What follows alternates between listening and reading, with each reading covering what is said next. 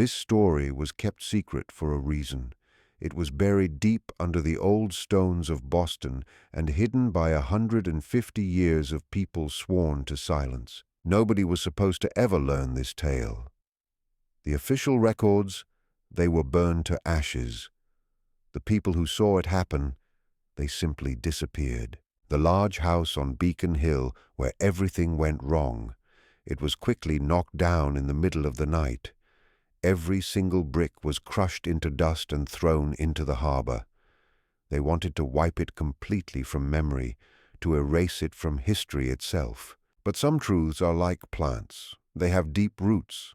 They slowly seep out through the dirt of time, leaving a stain on the present with big questions that were never meant to be asked. And the main question, the one that troubled a few people until they died, is a very simple, very frightening one. What really happened to the Callahan sisters, Ara and Isolde?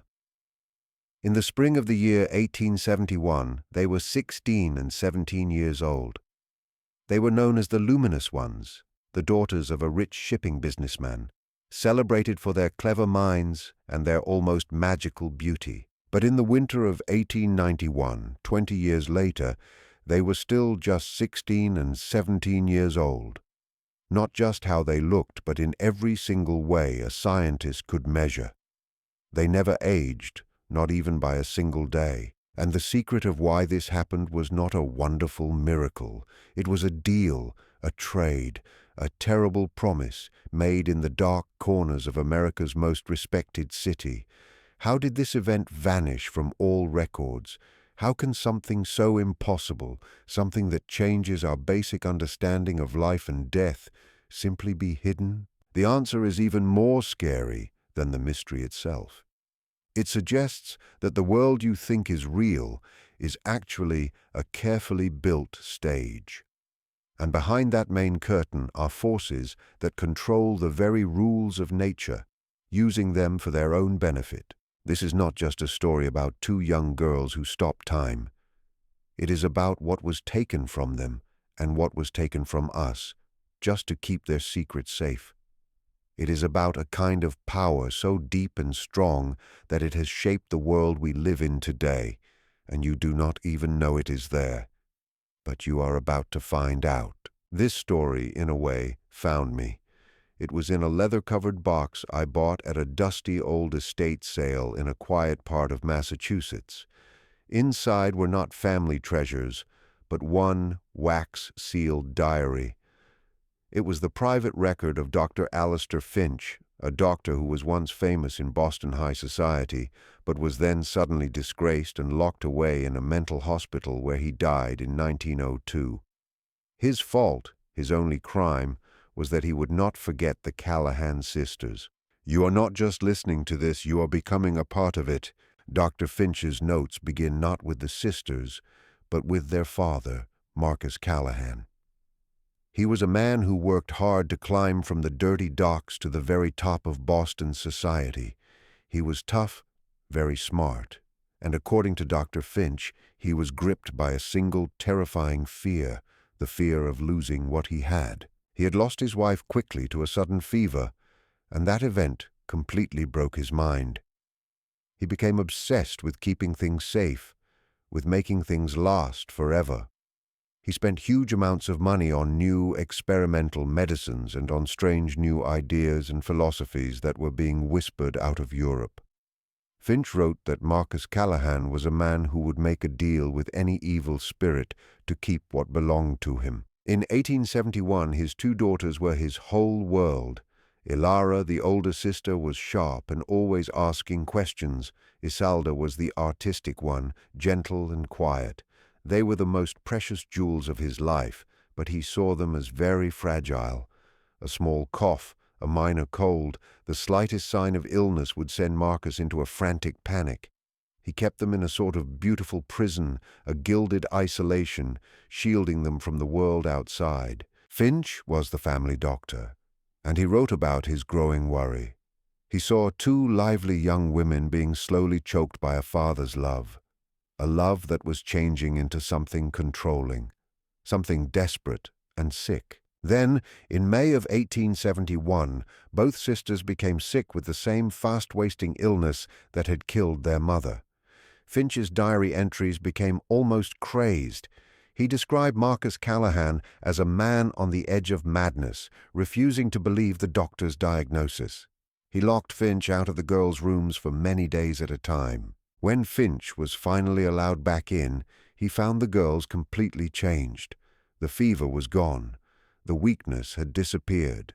They were glowing, more full of life than ever before, but there was a strange stillness in their eyes, a calm, peaceful look that did not fit two young women who had just stared death in the face. Marcus called it a miracle. He sent Finch away with a large but firm final payment. But Finch could not shake the feeling that he had not seen a recovery. He felt he had seen an exchange. Something had been taken from that house, and something else, something deeply unnatural, had been welcomed in. He wrote, "I saw not the lovely color of good health on their cheeks, but the cold shine of porcelain statues." For the next 5 years, Finch watched the family from a distance. The Callahan sisters became fixed, permanent sights in Boston's high society, but they never seemed to be truly part of it. They were like museum pieces, perfectly preserved, always smiling, but their laughter never quite reached their eyes.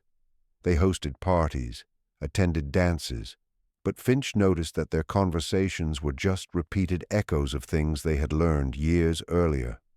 Their opinions never changed. Their jokes were always the same. It was as if their minds, just like their bodies, were stuck forever. They were beautiful dolls, brought to life by a memory of who they used to be. The quiet rumors started around 1876. At first, it was only small gossip, how the Callahan girls never seemed to get older, how their style of clothing was always that of 5 years ago. But the gossip machine in a city like Boston works slowly, but it crushes everything finally. Friends from their teenage years got married, had children, and started to show the first signs of time on their faces. Not Ara and Isolde. They remained clean and perfect, completely untouched. A little-known rumor from that time, found in a forgotten society newspaper, reads, "To see the Callahan sisters is to see a photograph suddenly come to life. A single moment of the past made permanent. One wonders if Mr. Callahan's great love is a wonderful gift, or simply the art of a taxidermist." This chilling thought was more accurate than the writer could have known. Finch, now totally focused on this puzzle, started his own private investigation. He used his contacts to speak with former house staff from the Callahan home. Most of them stayed silent, their quietness bought with big retirement payments. But one, a young housemaid named Clara, who had been fired, agreed to talk to him in secret. She told him about a man who visited the house when the girls were sick, a man who was not a doctor. He arrived late at night in a carriage that had no family sign on it. She described him as a very tall man, impossibly skinny, with eyes that never blinked. He carried a locked iron box and met with Marcus Callahan for hours in the study room. After he left, the house felt cold, a coldness that never went away. She said that after the sisters got better, they would sometimes just stop moving. They would stand in a hallway or sit in a chair for an hour or more, completely still. It was as if they were waiting for someone to tell them what to do. Clara's story lit a fire in Finch's mind. The man who did not blink, the iron box. This was not a miraculous cure. This was a medical procedure. He dug into the dark underworld of the city, into the place of fortune-tellers, fakes, and back-alley doctors who helped the desperate, strange desires of the wealthy. He looked for any mention of men who offered to make things permanent. His diary from this time shows his descent into a hidden shadow world. He wrote about secret sales where forbidden books were sold for fortunes, and about whispers concerning a secret group of Boston's most powerful men, factory owners, judges, university professors, who tried to defeat not the world of business but the world of nature's laws. They called themselves the Stygian Fellowship. Their goal was nothing less than stopping time itself. It sounded crazy, like the rantings of a man in deep grief. But Finch was careful and detailed. He checked names, dates, and financial records. He found out that a small, secret group of elite men, Marcus Callahan among them, had been sending huge amounts of money into a fake organization called the Boston Society for Chronological Study. On the surface, it seemed like a proper academic group focused on history and preservation, but Finch thought its real purpose was much darker. He believed they were not just studying time, they were trying to control it. He found a strange link. Every man in this inner circle had suffered a terrible loss, usually a wife or a child. They were united not by wanting money, but by a shared, sick fear of death, and they were ready to pay any price, to commit any sin, to defeat it. He wrote, "They speak of moving forward and new ideas, but their path goes back to the oldest, darkest magic. They search for the power of gods, but they have the hearts of terrified children, willing to destroy anything or anyone to keep their little toys from breaking. Honestly, what would you do if you had that kind of power? If you could freeze a perfect moment, a perfect person, and keep them forever? The temptation would be enormous, and the cost would be beyond anything you could imagine." By 1881, a full 10 years had passed since the sisters' supposed miraculous recovery. They were now women in their late 20s, yet they still looked like teenagers. The perfect illusion was beginning to crack. What was once a simple curiosity was now turning into a strange, disturbing sight. Society, which had once loved them, now stepped back with a mix of fascination and horror. Invitations to parties became fewer. The Callahan house on Beacon Hill became a place of rumor and fear. It was no longer a warm home. It was a museum for 2 living exhibits. Finch managed to arrange a meeting with Ara, the older sister, pretending it was just a simple social visit. He needed to see her for himself. He described the meeting in his diary with a feeling of deep sadness. He found her in the glass-walled conservatory, surrounded by plants that had grown, died, and been replaced a dozen times, while she herself remained exactly the same. Her skin, he wrote, had the faint glow of expensive marble, but also its coldness. Her eyes were bright, but the thought behind them was just a repeated recording. She spoke of a music show she went to last week, but the concert she described had happened in 1872. I asked her about the future, about her dreams. She looked at me with a calm, beautiful emptiness and said, "The future is today, Dr. Finch. It is always today." It was the most unsettling thing he had ever heard. She was not truly alive, not in any real sense. She was stuck in a loop. Her mind was trapped in the same cycle of memories, playing over and over. She was a prisoner in her own perfect, unchanging body. The deal her father made did not just stop her from aging, it stopped her from growing, from becoming. As he was leaving, she quickly pushed a small, folded piece of paper into his hand, her peaceful face breaking for a single second, showing a flicker of pure, unmixed terror in her eyes. "He watches," she whispered, her voice like dry leaves. "He always watches." On the paper was one strange drawing, a snake eating its own tail. But inside the circle was a drawing of a blooming lotus flower slowly being squeezed tight. It was a symbol of infinity, choking a symbol of life and renewal. It was a message, a desperate shout for help from a spirit trapped inside a beautiful, unbreakable cage. The symbol of the Ouroboros snake strangling the lotus flower became Finch's total focus. It was not a known sign from alchemy or any cult. It was specific. It was a key. He spent months in the dusty archives of Boston's libraries, reading ancient books, looking for a match. He finally found it in a very rare book, privately printed and bound in human skin. A text so evil it was only spoken of in quiet whispers. the somnus infinitum, or the endless sleep. The book was not about magic in the usual theatrical sense. It was a kind of early science manual, a book of biological manipulation. It described a process, a transfer, where the essential vital life force, the bloom of one person, could be used to create a state of perfect stillness in another. It did not give immortality, it gave permanence. But the price was monstrous. To make one thing permanent, something else had to be completely used up. The process needed a constant source of life force. It was not a one-time fix.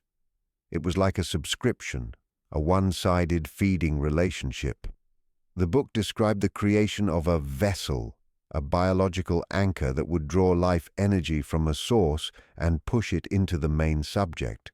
The subject would be locked in perfect, unchanging stillness. The vessel, well, the book was chillingly unclear.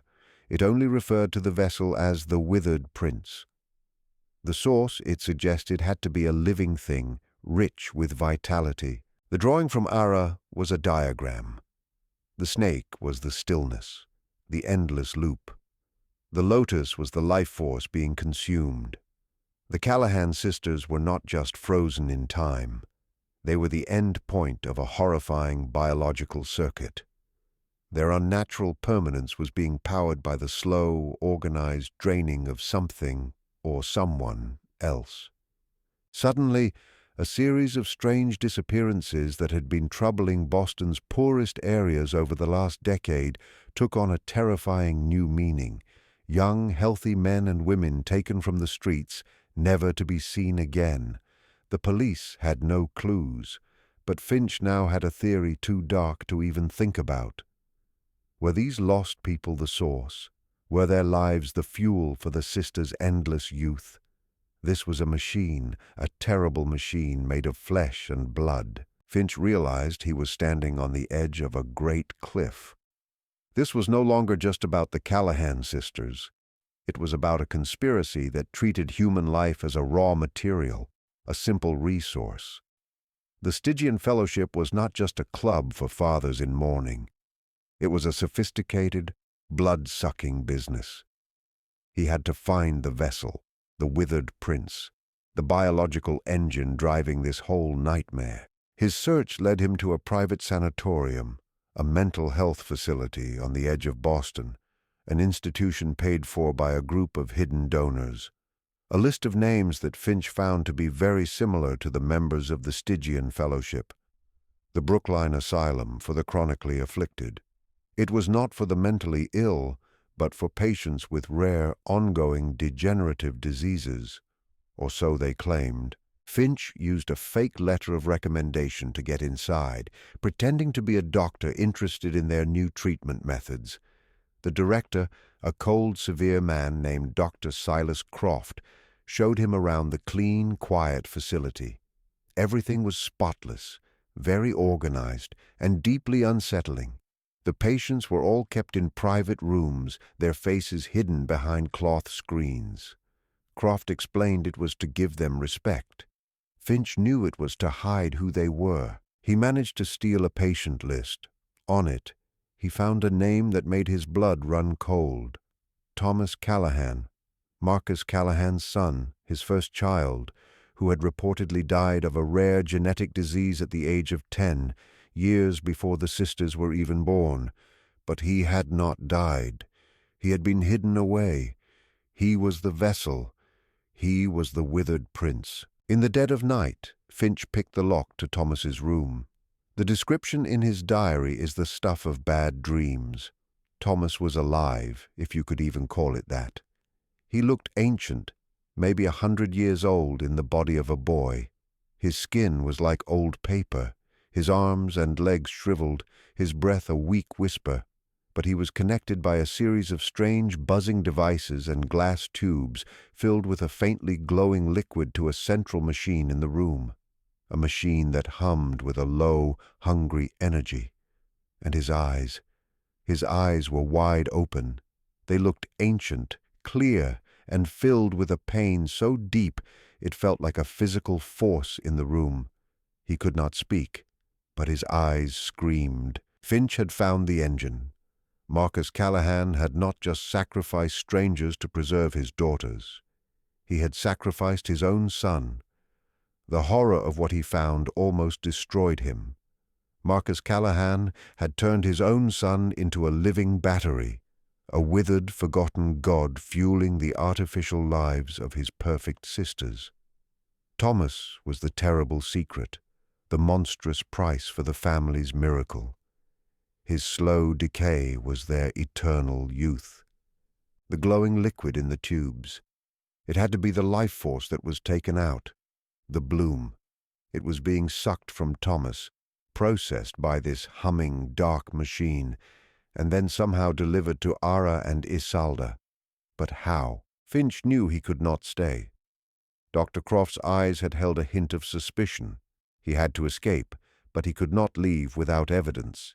He used a small syringe he had brought to draw a sample of the glowing fluid from one of the tubes. He also saw a small silver locket on a table beside the bed. He took it. It was a crazy, foolish thing to do, but he felt he had to, an instinct. He ran from the asylum, his heart pounding in his chest, the small, warm vial of fluid burning in his pocket. Back in his lab, he looked at the substance under his strongest microscope. It was unlike anything he had ever seen. It was not blood. It was not plasma. It was alive. Tiny, bright particles like microscopic stars swam within the fluid, moving with a slow, regular light. It was pure vitality, raw and refined. It was life itself, stripped out of its body. A terrifying quote from the Somnus Infinitum came back to him. The soul's light may be poured out like fine wine, leaving the dregs behind. He opened the locket he had taken. Inside were two small portraits. On one side, a young, healthy boy of about 10, Thomas before his transformation. On the other side was a portrait of a woman Finch did not know, a beautiful woman with dark, determined eyes. Underneath her portrait, a tiny inscription, "Lenora, my life, my blue." Who was Lenora, and why was her portrait in a locket in Thomas's room? The name was not in any of the Callahan family records. It was another hidden mystery, another piece of the puzzle that suggested an even deeper, more fundamental crime than the one he had already found. This machine did not start with Thomas. It started with her. Finch's investigation had become a desperate race against time. He knew the Fellowship would soon find out about his break-in at the asylum. They would come for him. He had to expose the entire operation before they could silence him forever. He used his last remaining contacts, calling in favors from men who owed him, to dig into Marcus Callahan's past, specifically searching for the name Lenora. The answer came back from an old city clerk, a man with a long memory and a dislike for Boston's elite. Lenora was not a society woman. She was an inventor, a brilliant, self-taught engineer and biologist who, in the 1850s, was very close to making huge discoveries in how cells regenerate. She had published early papers, drawing both praise and criticism for her radical ideas about controlling the life force.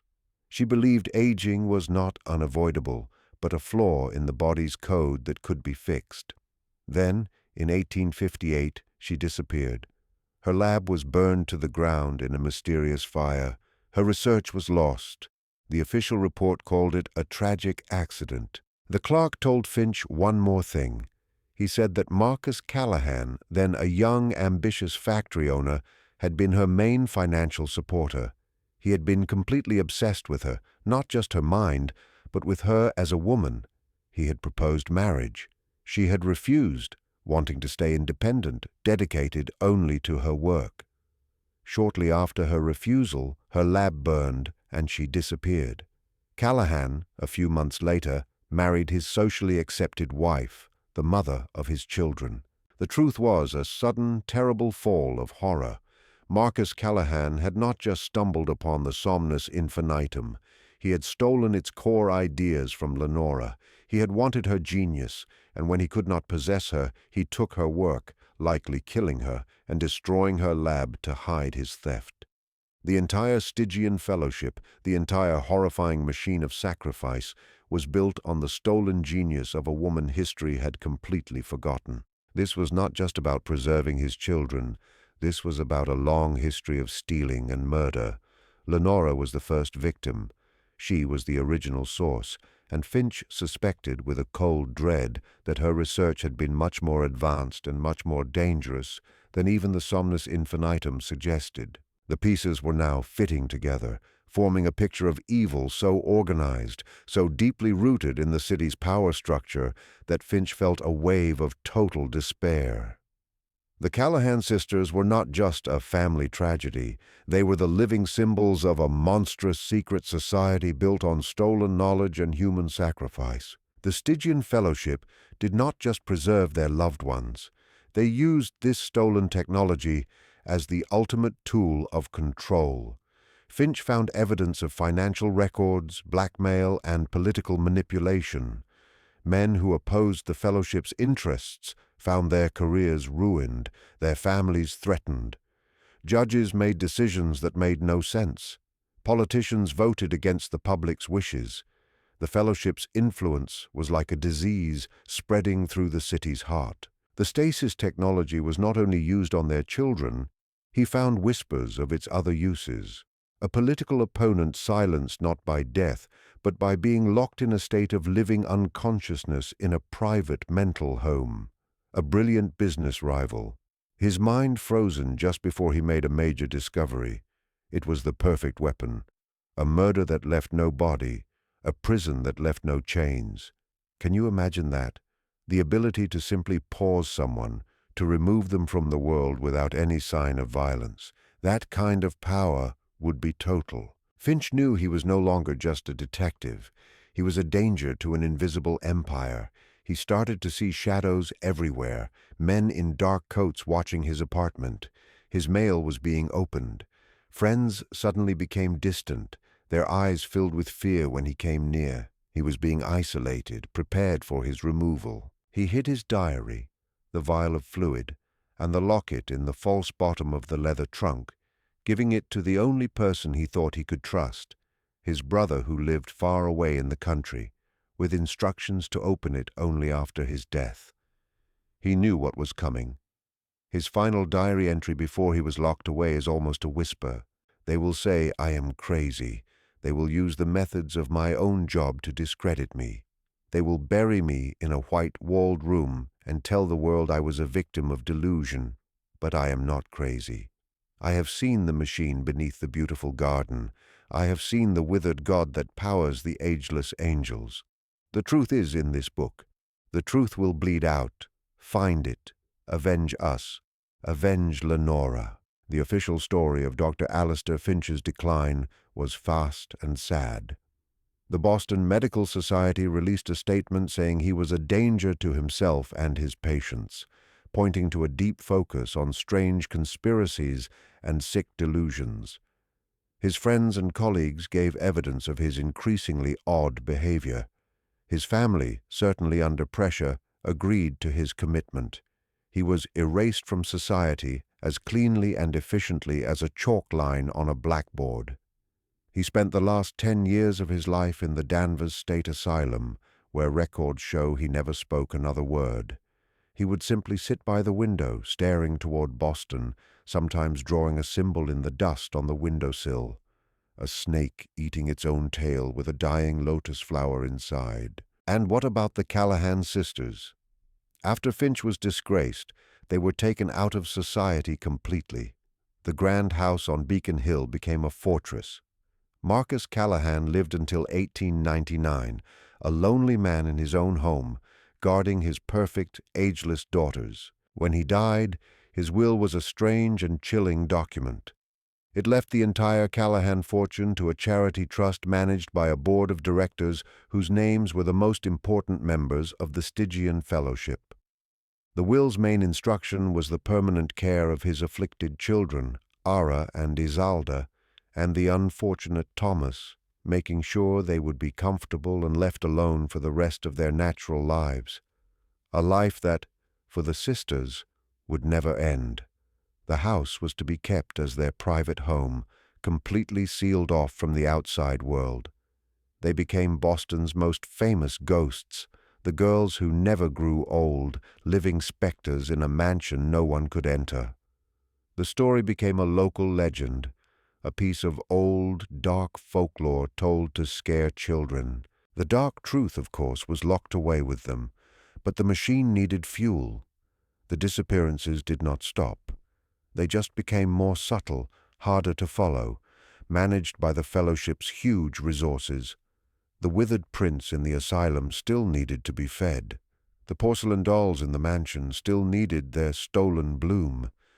If you have followed this far, you are starting to understand that some legends are true. The end of the story, as far as the world knew, came in 1905. A massive fire starting in the basement consumed the Callahan mansion in just a few hours. The fire was so intense that the entire building fell into its own foundation. When the ashes cooled, investigators found almost nothing. The official report stated that Marcus Callahan's two daughters, Ilara and Isalda, died in the tragic fire. Due to the extreme heat, their remains could not be found. It was a neat, clean ending. A sad but understandable conclusion to a strange family story. But Finch's diary tells a different story. He saw this coming. In a section written during his final paranoid days of freedom, he guessed what the Fellowship's final move would be. "They cannot let the sisters be found," he wrote. "As medical science moves forward, their condition would become an impossible puzzle to hide. A single blood sample under a modern microscope would expose everything. The stasis is an old idea, a relic of a past time. They will not take the risk. They will not cure them.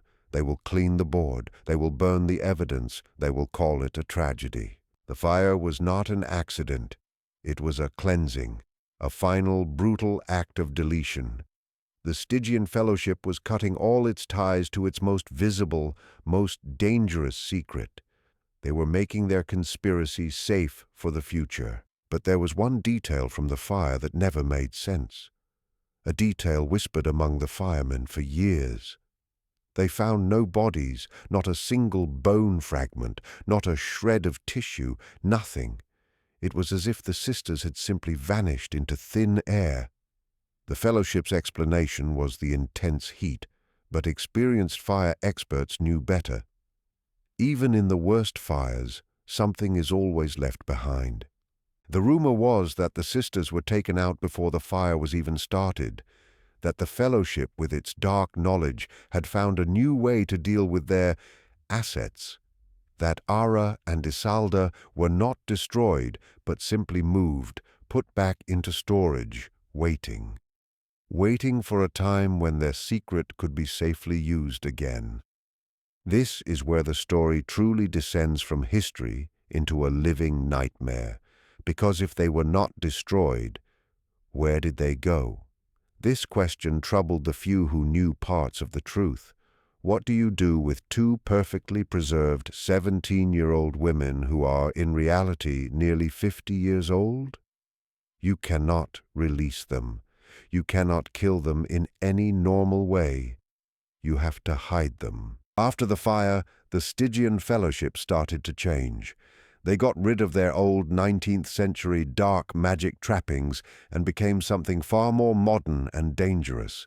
They changed into a foundation, a charity, a biomedicine research institute. They moved their wealth and influence out of the gas-lit sitting rooms of Boston and into the clean boardrooms and laboratories of the 20th century.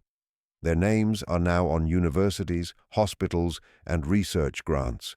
They became the quiet, unseen builders of the future. And their main project, the conquest of aging and decay, never stopped.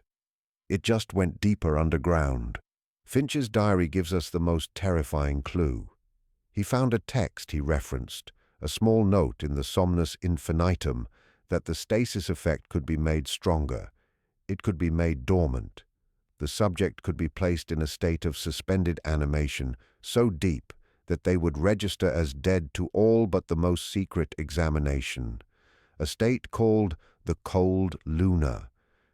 The text described a ritual using special chemicals and sound vibrations that could cause this state. It also described how to reverse it. It was a biological off switch. My theory, the Fellowship did not burn the sisters. They put them to sleep. They switched them off. They could be anywhere. In the basement of a private hospital, in a freezing container at a research facility, hidden in plain sight, two perfect porcelain dolls waiting for their masters to start them up again. The fire was just a dramatic cover story. The real horror is that the Callahan sisters could still be out there, their strange, impossible youth preserved in a secret sleeping state. A living proof of a power that has hidden itself from the world. A power that has only grown stronger, more advanced, and is still working today, just under the surface of our reality. They are the ultimate secret weapon, the ultimate proof that their science works. And the men who control them are no longer just Boston factory owners. They are the hidden kings of the modern world. Now we must talk about the fuel, Thomas, the withered prince. The fire at the Callahan mansion was a big public event, but a quiet, unnoticed event happened the very next day. The Brookline Asylum for the Chronically Afflicted had its own, much smaller fire. A minor electrical fire confined to a single patient's room in a remote part of the building. The patient, an unnamed male who had been there for decades, died from breathing smoke. His records were lost in the fire. His body was burned before any family could be told. Another neat, clean ending. Dr. Silas Croft, the asylum's director, retired with a large payment and moved to a private island in the Caribbean. The Fellowship was cleaning house. They were cutting off every link to their 19th century beginnings. Thomas, the engine of the whole machine, was no longer needed. The sisters were asleep. The technology had probably advanced. They no longer needed a single withered vessel. Perhaps they had found a more efficient way to collect the bloom. Perhaps the network of disappearances became a global, industrial-scale operation. Think about it. The 20th century was full of chaos, wars, poverty, mass killings, unprecedented opportunities for a quiet, organized group to harvest human life force on a massive scale, completely missed amidst the larger tragedies. The Fellowship's methods grew with the times. They moved from grabbing poor people off the streets of Boston to controlling global events. A chilling thought from one of Finch's more speculative notes. What if war is not a failure of talking, but a very successful harvest?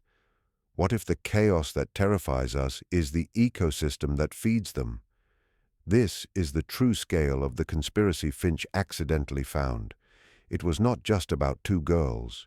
It was about a hidden system of power that feeds on human life. A system that has woven itself into the fabric of our history. The vial of fluid Finch stole from Thomas's room. I had it tested. I used a contact at a private cutting-edge genetics lab, telling them it was a sample from an anonymous archaeological dig. The results were unclear and terrifying. The lead scientist called me, his voice shaking. He said, "The substance defies all known biological rules. It contains human mitochondrial DNA, but it was structured in a way that is theoretically impossible." He said it appeared to be a liquid form of pure cellular energy, showing properties that belong to the world of quantum physics. He could not explain it. He begged me to tell him where it came from. I told him I could not. 2 days later, his lab had a catastrophic power failure. The data backups were corrupted. He was placed on long-term leave. They know I have it, and they are still cleaning house. You have to understand the way these men think. The members of the Stygian Fellowship, they do not see themselves as evil. They see themselves as explorers, as saviors. They believe that humanity, with its messiness, its decay, its mortality, is a flawed creation. They believe they are perfecting it. They are the gardeners, and we are the weeds, or occasionally the special flowers to be preserved. In their view of the world, sacrificing a few or a few million for the sake of getting ultimate control over life and death is not a crime. It is a noble, necessary act of evolution. They are post-human. They have raised themselves beyond the common rules of right and wrong. Finch understood this. He wrote, "To argue with them about morality is like arguing with a surgeon about the sacredness of the flesh he cuts. They see only the system, the mechanism. They have lost the ability to see the soul within the machine. And their power comes not just from their money, but from their secrecy and their endless patience. They plan in terms of centuries, not years. They have built a dynasty of knowledge passed down from one generation to the next. The children of the original members are now the old, respected leaders of our world. They sit on the boards of global companies. They pay for political campaigns. They shape public opinion through media companies. You have probably seen their faces on the news, read their names in financial reports. You admire their success, how long they live, their seemingly ageless energy. You think it is due to good family history, healthy living, and expensive health care. You do not see the dark machine working behind the scenes. You do not see the price that was paid and is still being paid for their good fortune. The Callahan sisters were their first successful trial, a prototype. How many others followed? How many have been paused, waiting in storage? How many of the rich and powerful are not simply long-lived, but are using the same stolen life force to keep themselves young? The Stygian Fellowship may not have found the secret of eternal life itself. What if they have mastered the art of stealing it from others? This is the central, forbidden truth. The world is not run by the people you think. It is run by a quiet few who have defeated the one thing the rest of us cannot escape: death. Let us talk about the housemaid Clara. She is the one who told Finch about the man who did not blink. Her testimony was the first crack in the perfect image. After speaking with Finch, she disappeared. Her family was told she had taken a new job with a rich family in England and would be traveling for many years. She was never heard from again. But Finch, in his careful way, kept digging. He found out that the wealthy family in England was a fake story. The ticket she had supposedly bought was for a ship that did not even exist. She was another loose end, neatly tied up and thrown away. But Clara was smart. She was terrified of Marcus Callahan and his friends. She left something behind, an insurance policy. She wrote a long, detailed letter, a full confession of everything she saw and suspected, and gave it to her priest with instructions that it should only be opened if she went missing. The priest, an honest man named Father Michael, was horrified. When Clara vanished, he went to the police. He showed them the letter. An investigation was opened and then quickly closed. Father Michael was visited by two well-dressed gentlemen who spoke to him about the damage such a wild story could do to the church and to him personally. He was moved to a small, remote church in rural Maine. He hid Clara's letter inside the oldest Bible in his new remote church, and there it sat for over a century, a forgotten testimony, a ghost's cry in the empty woods. It was found in 2019 when the church was being closed down. The letter, written in Clara's desperate, repeating handwriting, confirms every detail of Finch's investigation. But it adds one more chilling detail. She saw what was in the iron box the unblinking man brought to the house. She looked through the keyhole of the study. It was not medical equipment. It was a small, fancy cage. And inside the cage was a bird, a nightingale. She wrote that it sang a song that made the window glass shake. A nightingale. The detail seems poetic, almost ridiculous, but it fits with the dark, pseudo-scientific nature of the fellowship. The Somnus Infinitum speaks of using sound frequencies and auditory catalysts to start the stasis process. It mentions that a specific harmonic vibration is needed to lock the cellular structure in place. What if the nightingale was not just a bird? What if its song was the key? A specific, unique biological sound that acted as the final switch in the procedure, a living musical instrument. Clara wrote that after the bird sang, a fine, shimmering dust filled the room, and the sisters, who were lying on couches, seemed to fall into a sleep deeper than death. When they awoke, they were changed. This detail opens up a new, terrifying possibility. The Fellowship's technology was not just chemical or mechanical. It was bioacoustic. It was based on harnessing a specific kind of sound. What other secrets have they kept from us? What other simple natural laws have they twisted and controlled, hiding them with the complex, expensive science they have carefully funded?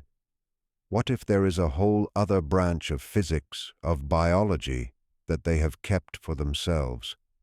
A shadow science that runs next to our own. A science that works on principles we would dismiss as magic or fantasy. The nightingale is a clue that the reality we live in is only a small part of the whole truth. It tells us that the deepest secrets are not hidden in vaults or computer servers. They are hidden right in front of us, in the song of a bird, in the vibration of a crystal, in the biology we think we understand. And that is why they are so powerful, because we do not even know what to look for. We do not even know the right questions to ask. Let us return to the sisters themselves, Ara and Isolde. What was it like for them? We have Finch's observations, Clara's testimony.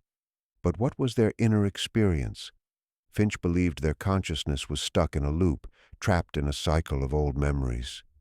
But what if it was worse than that? What if they were fully aware of time passing, of the world changing all around them, while they remained helplessly, horribly still? Imagine watching your friends get old and die, watching the world you knew turn into something alien with new technology, new customs, new faces everywhere, all while you are trapped in the body and mind of a 17-year-old.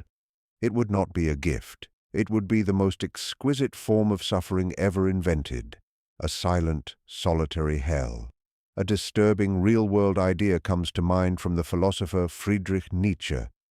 The hardest thing is to endure the loop, to live one's life again and again. This was the reality of the Callahan sisters, an eternal return to the same moment, the same memories. Finch, in his last, desperate attempt to understand, tried something extreme. He used his connections to find a spiritual medium, a woman named Madame Eva, who was rumored to have real power. He hoped that if the sisters were psychically linked to their frozen bodies, perhaps a medium could reach them. Madame Eva went into a trance. She did not channel spirits of the dead. She channeled something else. She began to speak in two voices overlapping, one sharp and angry, the other soft and weeping. Elara and Isolde. The transcript Finch made is broken, almost impossible to understand. But some sentences stand out. The clock is a liar, a painted face, the song pinned us down. Father made a mirror, and we are trapped behind the glass. So much noise. The world is so loud now. He is so hungry. The boy in the dark room is so hungry. And then the most chilling line of all, spoken in a single, unified, desperate whisper, "Please let us break. Please let us break." They wanted to die.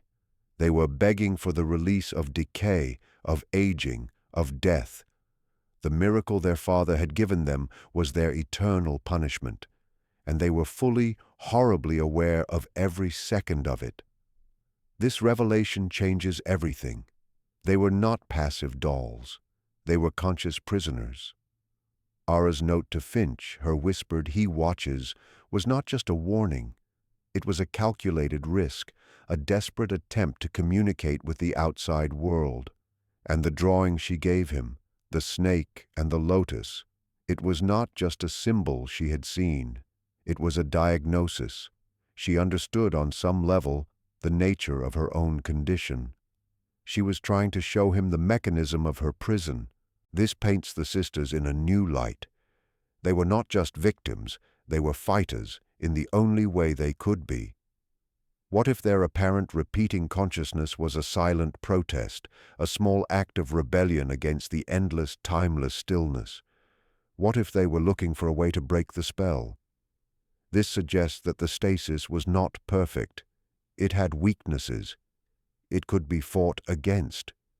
The human will, the conscious soul, could fight back against the biological prison. Perhaps the looping consciousness Finch noticed was not a side effect of the stasis, but a defense mechanism the sisters created, a way to anchor their minds, to prevent them from dissolving completely into the endless empty. The fire in 1905. We assume the Fellowship started it to erase them, but what if we are wrong? What if the sisters themselves started it? What if that was their final desperate act of rebellion, a way to destroy the house, to destroy themselves, and to destroy the horrible evidence of their suffering? The answer to this lies in the nightingale. Clara's testimony tells us the song was what bound them. If the song bound them, then the same song may also unlock them. The Fellowship kept the nightingale alive. For over a century they must have preserved it, using their own twisted science to extend its life, just as they did the sisters.